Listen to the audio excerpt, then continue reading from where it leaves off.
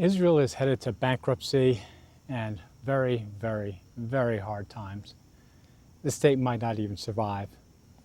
And you know why? It's not because of Hezbollah. It's not because of Iran. It's because of American Jews. But hear me out.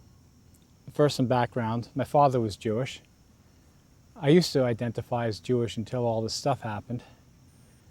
Now, no, not so much. And so I just want to say that, yeah, I have lots of Jewish family and friends. And of course, I'm just one data point. Everybody's different.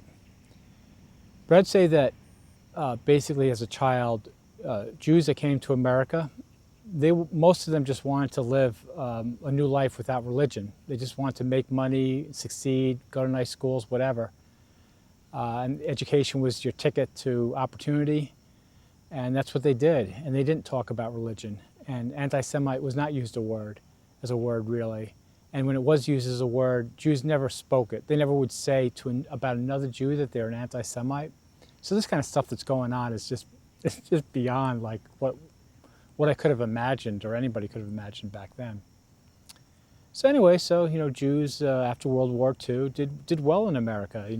They focused on education. They became doctors, lawyers, very successful on Wall Street, and they started putting money into Israel because of the Holocaust or whatever. So they made excess money, they put it into a charity. And the Israelis came to them and said, hey, listen, we have kibbutzes, we're building this utopia for Jews, and, give us some money. So they did, and then they came to them and said, oh, listen, we're being surrounded by neighbors that are hostile to us, so you help us out, you're in government. And so they did. They said, okay, we're going to get the government to help you. We can do defense contracts because, so many Jews are so smart. We're going to work on the missile systems together. So the U.S. and Israel worked on the Patriot system together, THAAD, all these defense things. The U.S. said, okay, here's some F-15s, and the Israelis improved them. And then the U.S. government was like, hey, that's great. They improved them for free because they were using them a lot more than the U.S. was. So you basically have this, the past few decades, you have the very tight relationship between Israel and the United States defense industries and the United States in general through American Jews. Again, this is all through American Jews. And, it's been a great relationship because, they've helped us build better weapons and stuff like that. And again, nobody in their wildest imagination foresaw that Israel would take these weapons and drop them on people within their own border, And yes, I'm sorry, I include Gaza within their own border. Works all the, the gates and the whatever, then you own it, right? I mean, it's not Egypt doesn't own it. Israel owns it. It's Israel's responsibility. We're not going to go down with that. So again, I want to get back to how American Jews are killing Israel. What Israel doesn't seem to understand is American Jews, Israel is not their first priority. I mean, yeah, they'll go online and Facebook and defend, Israel about this, about that, and whatever, but they're not going to send their kids to die for Israel. Like American Jews that are in Israel, they're leaving. Their kids aren't going to send their kids into Lebanon. I mean, are you nuts? I mean, those 7 21-year-old kids from Israel that just died in Lebanon, for what? Believe me, in a year, it's going to be, they died for nothing. Nothing. And anyway, so the reason that American Jews are really killing Israel is because they're the only ones that could take Israelis aside and say, hey, listen, you're out of line here. You have to find a way to negotiate with these Palestinians. You have to find a way to make it better in Gaza and the West Bank because this isn't going well. You're not going to beat them with guns. And you have to do it. And if you don't do it, we're going to pull your money. But they didn't. It's like American Jews haven't threatened Israel with, oh, we're going to pull the money. They haven't given them any criticism.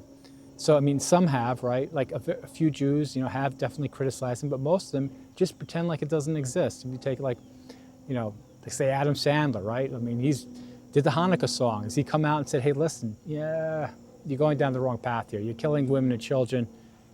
And I don't see any end in sight here to achieving. I don't even know, you're not going to achieve anything.